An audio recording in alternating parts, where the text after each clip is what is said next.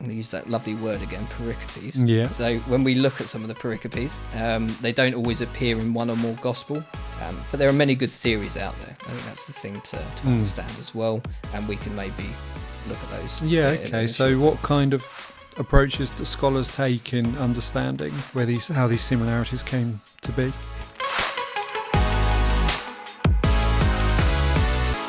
Hello, welcome to another episode of Postcards from Antioch, a training and discipleship podcast from Barton Church. Today I'm joined by Rob. Hello, Rob. Hello. So hopefully Rob's familiar to you, because if he is, that means you watched his other episode on the historical reliability of the Gospels. And we brought Rob back to unpack that further, really. And we're going to sort of look at the synoptic problem. And if you don't know what that is or don't understand, you may only know one of those two words, or you may not know what that is at all, but Rob's going to explain it all. And in fact, we're going to spend this episode looking at it, sort of an overview of the synoptic problem. Yeah, more so of an overview, getting an understanding of. And then we'll do another episode where we go into a bit more detail about the sort of strengths and weaknesses of each of the different ways of understanding how the synoptic gospels were written and where the material came from. So we'll start at the beginning. Rob, what is the synoptic problem and what does it mean and why is it a problem? Yeah, good question. Interestingly, actually, many people think that when we talk about Matthew, Mark, Luke and John, that they wrote their Gospels entirely independently of one another. So it's like they were sitting in different rooms simultaneously, had no contact with each other, and they just wrote these four independent accounts, whereas sort of over the course of time, scholars have just established that just isn't the case. So when we look at the first sort of three Gospels, so Matthew, Mark and Luke, we've got, these are generally recognised as being more similar. So they're more similar towards each other as opposed to how they relate to John's Gospel. And that's why they're referred to as the Synoptic Gospels. But because they're so similar in some places, that's just led scholars to believe and understand that there's some sort of literary sort of dependency among them. Okay. So what scholars have tried to determine is firstly what Gospel was written first, and actually to what extent that they were dependent on each other. So that's essentially what is known as the synoptic problem. Okay, so it's not really a problem, it's just like the name for this field of study of the relationship between the synoptic gospels. Yeah, I think calling it a problem is a bit misleading. Yeah. Actually, when I first heard the topic, it made me think, is there actually an issue? Is there a problem with the synoptics, as opposed to really just appreciating the similarities between them? Yeah. So, So what sort of similarities are there between Matthew, Mark and Luke? And what does that tell us about how they're related to one another? Yes, so there are many similarities, but there are four types that point to some kind of relationship that are most evident from scholars. And the first one of those is the shared material. So that's, as it says, it's just the sheer amount that we see amongst all three of the Gospels. And then you've got what would be known as the same wording. So that's wording that is found that's just so often alike that it just points to some type of relationship. Yeah. Thirdly, we'd have what's known as the order. So that's just the order of the shared material. Shared material and text, that which just appears in sort of identical orders. And that's sort of in the same place of each author's discourse. So we'll come to that in a minute. It's a bit more fiddly than the others. Sure. But we'll give a better overview on that. We also have editorial and inserted comments. So that's just where there are just inserted comments in each of the Gospels, but in exactly the same place. Yeah. And that, again, just makes it really difficult to explain if the Gospels were just written independently of each other. So those are the four types of similarities that have sort of led scholars to think that there's some form of relationship between the three. Okay. So do you want to explain a bit more about each of those? Starting with shared material, I guess. Yeah, sure. So, like I said, when we look at the three Gospels, it's quite clear that there are a lot of the sort of same stories that sort of told, but and they're all in all three. So maybe it's easier if I throw a few sort of figures, just to bring a bit of light on the shared material. So when we look at a number of scholars, they've actually estimated that around 90% of Mark is found in Matthew, while roughly 50% of Mark is found in Luke's gospel. Okay. We also, if we look at Matthew, we see that nearly 60% of Matthew's gospel is shared with Mark and Luke, and around 40% of Luke is shared with Matthew and Mark. If we look at some of the verses, so there are 665 verses in Mark's gospel, around around that mark. In total. But over 600 of those actually appear in some form in both Matthew and Luke. Okay. Not necessarily word for word, but... Not word for word, but they do appear in some form. Yes, so it's recognised that, it's coming to that sort of source or some sort of relationship there.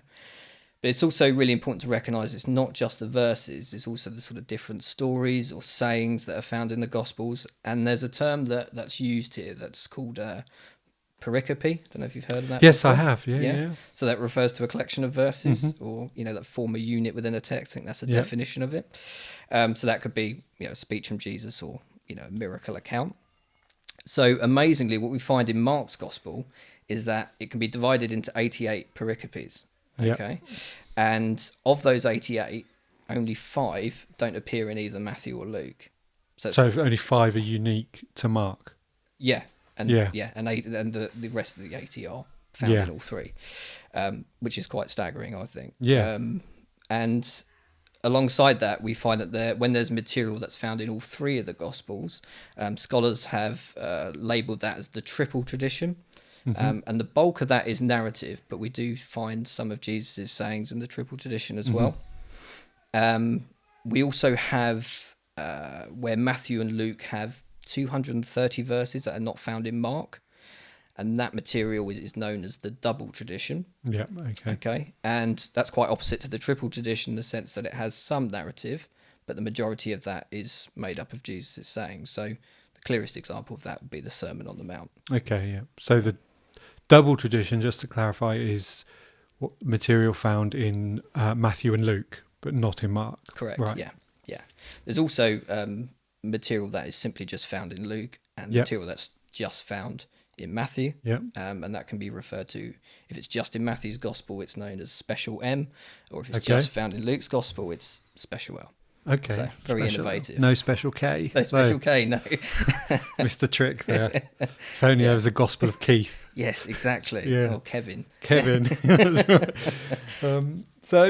So let's think a bit more about the close wording, the shared material. I imagine you've got some examples for people. So a lot of places we find that there's the same wording in the Gospel. It's just so similar that it just suggests that there's some kind of relationship. As you said there, it's best to look at some examples so we can just identify this a bit easier. So I'm going to use the calling of Levi. If you're okay to read Mark chapter 2 verses 13 to 15. Yep, okay, Mark chapter 2 verses 13 to 15. This is from the NIV. Yep. Once again, Jesus went out beside the lake. A large crowd came to him and he began to teach them. As he walked along, he saw Levi, son of Alphaeus, sitting at the tax collector's booth. "Follow me," Jesus told him, and Levi got up and followed him. While Jesus was having dinner at Levi's house, many tax collectors and sinners were eating with him, and his disciples were there, for there were many who followed him. Great. Okay. I'll read Matthew's version of this, which is chapter 9, verses 9 to 10. As Jesus went on from there, he saw a man named Matthew sitting at the tax collector's booth. "Follow me," he told him, and Matthew got up and followed him. While Jesus was having dinner at Matthew's house, many tax collectors and sinners came and ate with him and his disciples. Okay, so you can already sort of see the similarities there. Yeah, quite. So Luke next, I guess. Yeah, so we got Luke chapter 5 verses 27 to 29. Are you okay to read Yeah, that? sure. 27 to 29. After this, Jesus went out and saw a tax collector by the name of Levi sitting at his tax booth. "Follow me," Jesus said to him. And Levi got up, left everything and followed him. Then Levi held a great banquet for Jesus at his house, and a large crowd of tax collectors and others were eating with them. Yeah. Okay. So, as we can see from these passages, we have places where there's exact or similar wording. So, not just quotations, but also sort of narrative descriptions as well. So, for example, we have sitting at the tax collector's booth or got up and followed him. So, when you see such close wordings, we just find that the most logical explanation is that there's some form of relationship to one another there. So, because it's difficult to explain how they're in exactly those same places. That's right, that they all independently came up with exactly the same phraseology kind of thing. Exactly that, yeah. We can use another example maybe of the double tradition this time. Okay. And maybe I can get you to read Matthew 23, verses 37 to 39. Matthew 23, 37 to 39. Okay, Matthew 23, 37 to 39. Oh, Jerusalem, Jerusalem, you who kill the prophets and stone those who sent to you, how often I have longed to gather your children together, as a hen gathers her chicks under her wings. But you were not willing. Look, your house is left to you desolate, for I tell you, you will not see me again until you say, Blessed is he who comes in the name of the Lord. And I'll read Luke's version, which is chapter 13, verses 34 to 35. Jerusalem, Jerusalem, you who kill the prophets and stone those sent to you, how often I have longed to gather your children together, as a hen gathers her chicks under her wings, and you were not willing. Look, your house is left to you desolate.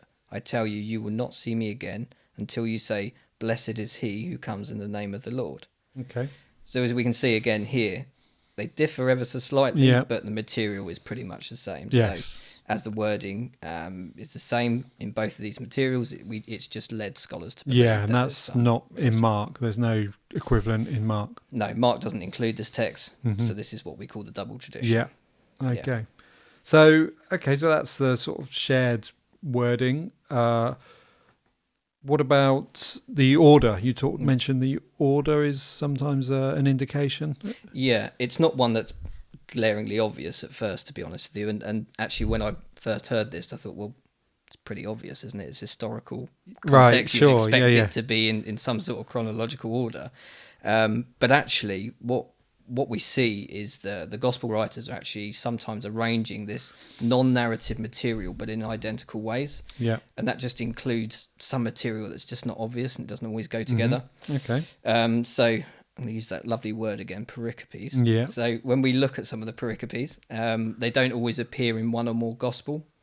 But even when that does happen, and the part is absent from one gospel, that gospel just tends to pick up where the others left off, if that makes sense. Okay. Yeah. So there might be material missing, but then they move on to the next chapter, so to speak. Correct. Yeah. So it isn't obvious at first. I think the clearest example here is when we look at.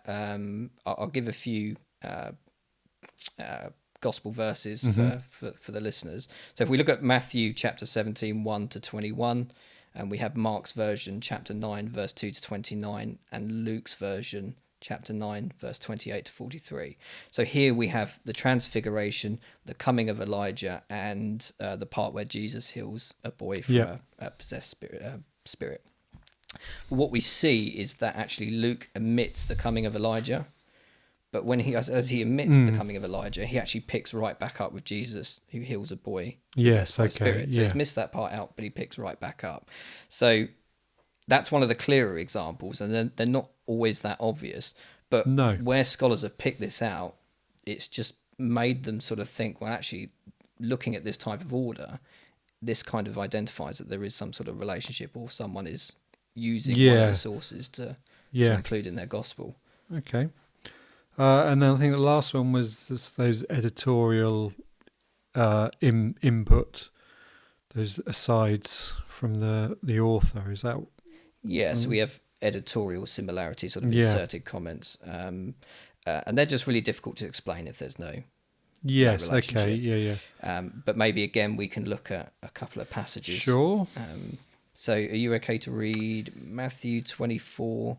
Yeah, Matthew verses 15 to 16. 24, 15 to 16. So when you see standing in the holy place the abomination that causes desolation, spoken of through the prophet Daniel, let the reader understand. Then let those who are in Judea flee to the mountains. Is Great. that And right? that's great. And I'll read Mark's version of this, which is chapter 13, verse 14. When you see the abomination that causes desolation, standing where it does not belong, let the reader understand, and let those who are in Judea flee to the mountains. So again, Okay. we see here an example of where just two passages share identical wording. So we've got let the reader understand, and let those who are in Judea must flee to the mountain. Okay, and then we have the abomination that causes Yeah. desolation. So the chances of both gospel writers just writing that independently and deciding to insert those comments in exactly the same place with the exact same wording Yeah. is just really, really low. Yeah. So again, that just kind of leans us to some kind of relationship between the two. Okay.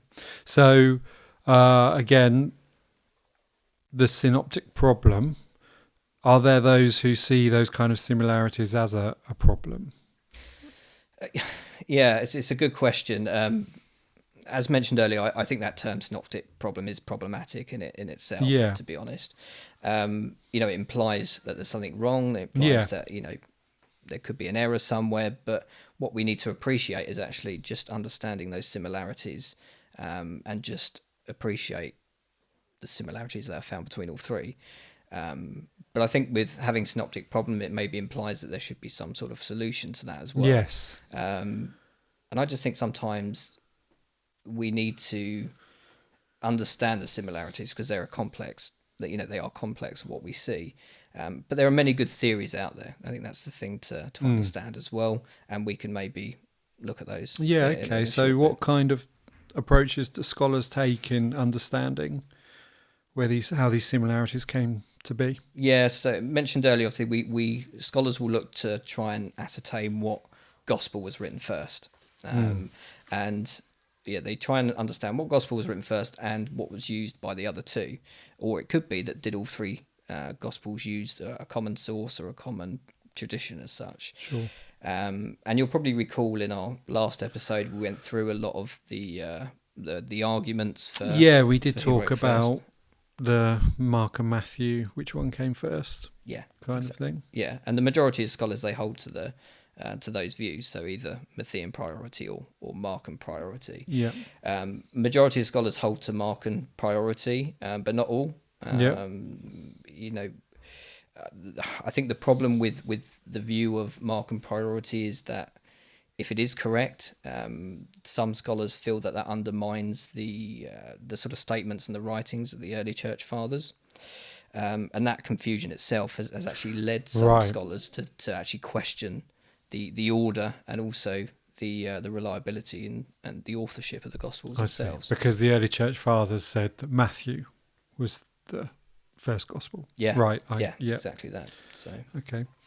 Well, what are some of the different ways of looking at this, the different views and proposals for how these similarities came together? yeah, sure. So we have a number of different views, and as we sort of just discussed there, we looked at the church history and the statements from the early church fathers. So they always believed that Matthew's gospel was written first, and we see that from where it's placed in the New Testament.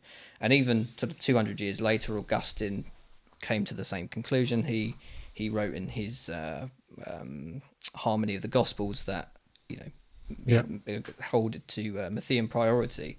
But I guess the synoptic problem in the sort of first century, second century wasn't an issue for the early church fathers. They were more interested in the sort of composition of the Gospels as opposed to who wrote first. Yes. So the synoptic problem itself didn't actually really come about till many centuries later. And it came into question, and as a result of the challenges, there's just a number of views. And the major sort of views that are held today are the Griesbach hypothesis, Okay. the two-source hypothesis, we have the two-gospel hypothesis, the Farrer hypothesis, and also the oral tradition. Now, not limited to those. There are others out there, but these are the sort of major views that are held today. Okay. So we'll spend the rest of the podcast, I think, looking at unpacking some of those, what's involved. The Griesbach hypothesis. Sounds like It's a lot of the hard name words. of a film, The Bourne Identity. Yeah. The Griesbach hypothesis. Yeah. You've done well. So, yeah, right. Okay, what is the Griesbach hypothesis? Yeah, so this is the earliest attempt at a solution to the synoptic problem, and it was associated with a German biblical scholar in the 18th century. His name was Johann Jacob Griesbach. Oh, yeah, Griesbach. there you go. I That's think I where said it it comes right from. that time. Yeah, well, it's a yeah. difficult one. But that theory just maintained that Matthew was the earliest gospel, and that was followed by Luke, and Mark was written third. Okay, so he would put Mark as the last gospel. gospel. But actually, by putting Luke second and Mark third, it does deviate slightly from the early tradition, and is probably more in line with Clement of Alexandria's view, which we discussed in our last podcast. So, yeah, he's not totally pulling this idea out of thin air. There's historical precedent for it in the early church. Yeah, exactly that. And I think it just proposes more so of an order of the sort of composition of the Gospels, and it just argues on that sort of direct literary dependency among sort of Matthew, Mark and Luke. Okay. But as we can see, it sort of still holds to that Matthean priority. The next one was the two-source hypothesis. Is that right? Yeah, two-source. Okay. This is the interesting one. This is the interesting one. All the others are boring. Yeah. You've heard it here. Rob's just confessed on the podcast. View, probably. So, yeah, but this one actually in the late sort of 19th century, actually scholarly opinion. Scholarly opinion. Yeah, it's a late evening. It is. We sort of saw that opinion began to shift, so away from Matthean priority to Markan priority, and that's how the two-source hypothesis sort of come about. And it actually started at a seminar at Oxford University in 1894 by someone called William Sanday. Okay. Does that name ring a bell? I don't know. I've heard of Oxford University. I think I'm familiar with this hypothesis anyway, but I'm not sure because obviously we looked at some of these questions when I did my degree, but I don't remember the name. So let's give a good overview of this then. So that, and I'll tell you if I'm familiar with it. Yeah, William Sanday. So after meeting for around sort of several years, we had Sanday and his students. They published this influential study in 1911 on the synoptic problem. Do you want to have a guess what they called it? The synoptic problem? The studies of the synoptic problem. So it's a very innovative title. Yeah, well, that's Oxford University for you. Yeah. But essentially what it argues is that Mark was the first gospel that was written, and that was used by Matthew and Luke. But alongside that, it didn't just argue that Matthew and Luke used Mark as a source, but they shared another source that is now lost, but was given the name Q. Yeah, this was the sort of what we spent most of our time looking at when I did my degree, this hypothesis Q source. Yeah, it's quite an interesting topic. Yeah. Alongside that as well, though, it should mention as well that they also recognise that Matthew and Luke had their own material that we spoke about earlier. Yeah. So it may get referred to as the I think it's the 4 document hypothesis. Okay. Yeah, because of that independence that they have, but essentially it is looking at Markan priority and the Q document. That's the sort of key thing. So Q, tell me more about Q. That sounds again like a Bond character. Yeah, there is a Q in Bond, isn't there? Yeah, there is. Yeah, and there's one in Star Trek as well. Q, maybe one of the Star Treks. I'm only familiar really with the Next Generation. Okay. Is it Q? May have been Q. Wes is nodding. Q was from the next. I'm obviously not that familiar with the Next Generation. Maybe I'm more of a Trekkie. Yeah, I think you probably are. Yeah. Okay. So the Q. The first thing I'd say about Q is nothing to feel threatened about. Okay. Mm-hmm. I think a lot of people have heard about it, not really looked into it. Sure. Maybe just assume that it's another one of these sort of false gospels, like the Gospel of Thomas or Mary, but it isn't really anything like that. I think when we see that there's a lot of content in Matthew, Mark, and Luke, which is very similar, we just assume the premise that Mark is the first written and is the source that's used by both Matthew and Luke. But we need to address what happens when you've got those 200 odd verses in the Synoptic Gospels that appear only in Matthew and Yeah, Luke. the double tradition. Yeah, so there's a lot verses. of that, which tend to be a lot of sayings. So that just raises the question that Mark can't be the primary source there, as those verses are absent. So we're going to go back a little bit now. So in 1863, there was another German scholar, and his name was H.J. Holtzman. Okay. He introduced the hypothesis that Matthew and Luke used a common source that we just no longer have access to. Right. Okay. And the hypothetical source was given the name Q, which is short for the German word Quelle, which is in English source. Yeah. So that's all it is. Yeah. Nothing to be worried about. No, I'm not worried. No sweat was coming for No, you. no, I'm not worried at all. Germans never worry me, Rob. Good to know. Yep. Okay. The two gospel hypothesis. I think that's the next one. Had you finished with the? Yeah. I think that's what we source. probably need to touch on. Q. So the two gospel hypothesis is different from the two source hypothesis. It is, yeah. So at the time when sort of Markan priority was sort of dominant view, and there was a lot of work or a lot of study that had gone into sort of New Testament criticism, that it was almost at times sort of described as undeniable that it was just Markan priority, that the evidence was overwhelming, and people just stuck to that. So there was a scholar named William Farmer, and he published a piece of work that basically challenged the consensus of Markan priority. And he essentially built upon the framework of the Griesbach hypothesis, and he argued that Matthew was written first, and that Luke wrote second and used Matthew's gospel as a source, and that Mark used both gospels as a source and wrote last. Okay. So you may be thinking, well, that's just the same as the Griesbach hypothesis. Right, yeah. Which it in a sense it is, but it's called the two gospel hypothesis, and it's slightly different because Farmer was including oral tradition into this, and he was using the oral tradition as a way of understanding a lot of the synoptic problem issues, like the double tradition, for example. So it just slightly adds to the Griesbach hypothesis. So So the second gospel in this hypothesis is the oral tradition. Is that?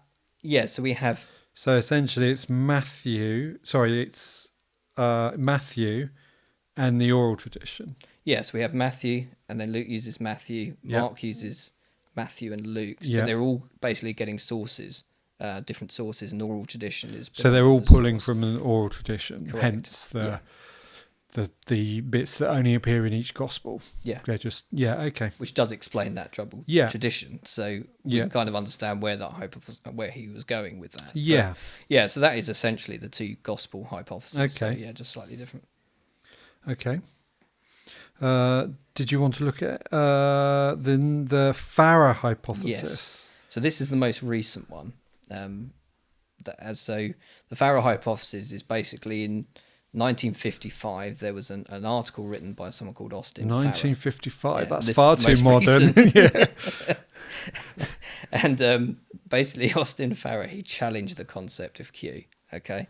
And basically, his article just argued that Matthew and Luke, they did not use Mark independently of each other. So rather, he contends that Luke used not only Mark as a source, but also Matthew. Therefore, it just erases that need for the hypothetical source of Q. Okay. Does that make sense? Can you explain that again? Yeah, sure. So we've got Matthew, might just be me who needs the second. Hopefully the listeners got it, but it's fine. I'll go over it again. Yeah, so we've got Matthew and Luke, although they didn't use Mark independently. Okay. So they used them kind of together as a source, but rather he contends that Luke used not only Mark as a source, but Luke also uses Matthew as a source. Okay. So we've got Mark, Matthew, then Luke. Okay, but Luke pulls on both Mark and Matthew. Okay, right. So that basically what he's saying is because Luke is doing that, there doesn't need to be a Q source. Yeah. Okay, because Luke's essentially using Matthew. That explains the double tradition. Yes, so he's not pulling from sayings. Q, he's pulling it from Matthew. Exactly that, yeah. Got So it. Okay. that's what we basically mean by Yeah. the Farrow hypothesis. So, but it was probably fully developed by someone called Michael Goulder, Yeah. and sometimes it's referred to as the Farrow-Goulder hypothesis Okay. because he's developed it more over Yeah, time. sure. The strongest person or scholar that uses it today is Mark Goodacre. He's written extensively on this subject, and he defends and continues to develop this view. Okay. So, yeah. So that is essentially the Farrow hypothesis, slightly different, and it just Yeah. eradicates the need for a hypothetical source. Yeah. All right. So I guess the oral tradition is probably the last thing we might need to think about. We mentioned it before with the two gospel hypothesis. Yeah. So Yeah. What? Because there might be people thinking, well, what does that mean? What is an oral tradition? What? sure. There's not many scholars that have looked at this oral tradition anymore, and it's probably why it doesn't get much traction of late.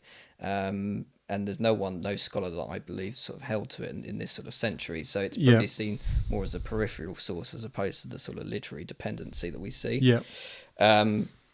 But I think when you compare to the sort of other views with which focus on that sort of literary relationship, and because we see such close readings of parallel passages, and if we analyse those exact texts in the Synoptics, they just all treat the relationship at a literary level as opposed to an oral level.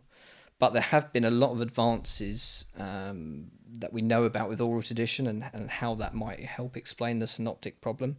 And there was someone in 1851 called B.F. Westcott, who was a major English scholar. And he started moving from the sort of literary relationship and appealed to oral tradition. Okay. Mm-hmm. And he basically argued that the traditions were or originated from the apostles. So they were preaching to the churches, to different towns over and over again with the same type of sermons. Mm-hmm. And essentially it was just written down, but it was all originated from oral sources first of all. And that probably could explain some of the variations that you see in some of the Gospels. But yeah, essentially it was just it was believed to be something that came from early church and was just passed down, so eventually written down. The three synoptics were all basically recording the same oral tradition. Yeah. And the variations are because obviously with oral tradition you might leave some parts of it out, or the wording might change, things like that. But the core of the story remains the same. Yeah, absolutely. So that's essentially what was being argued, but it's not very much. It's not really looked at too much anymore. But I think if we look at the other views that we explained, they all kind of implement oral. Yeah, because most of them are saying there are other sources out there which were known by the church, but weren't written down or not preserved. Which and that could be the Q document. Exactly. Essentially, it could be oral tradition. Yeah. Oh, okay, Rob. That's very good. That's comprehensive. You should have come and given some lectures when I was doing my degree. You said all of the stuff. I spent, whole courses looking at some of these things, as you can tell by my clear knowledge about everything. And you've covered it in half an hour or whatever. I've tried to give it as condensed. Yeah, it's good. So after looking into this, as you have done, do you think there's one of the explanations, one of the hypotheses, is more plausible than any of the others? I think they all have merit. It's very, very difficult because I think with any of the views, there's always going to be a degree of doubt or I guess doubt to what we can and can't know. That's right. Which makes it very difficult.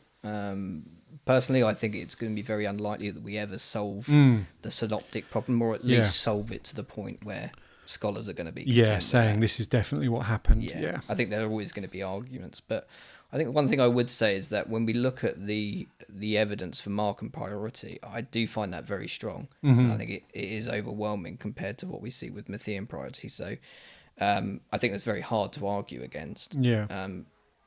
Am I convinced that there was a missing source called Q? Yeah. Well, again, it's not implausible, but we don't have any manuscript evidence of that. So no. Again, it is very hard to tell.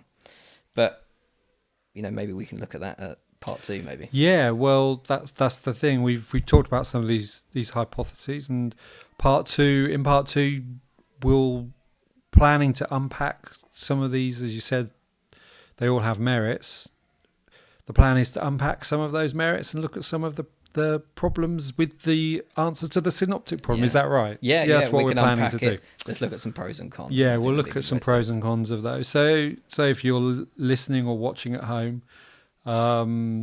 you can listen to that and make up your own mind about what argument, if any of them, you find most compelling. And you don't have to spend all that money on a university education. No, Postcards from Antioch. That's where we need That's to go. all it needs to be. Yeah. You heard it here first.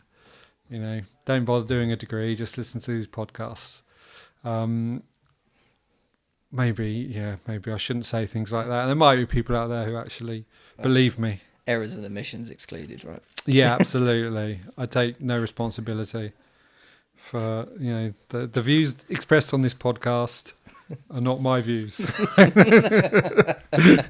Okay.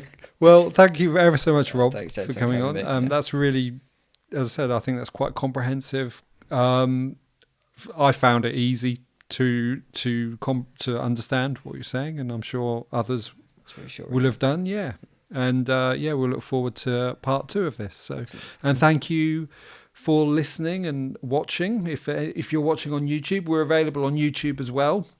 If you want to see what we look like after all these years, join us either for part 2 of this series or any of the other episodes we've got, either from past seasons or this current season. So thank you very much for joining us today.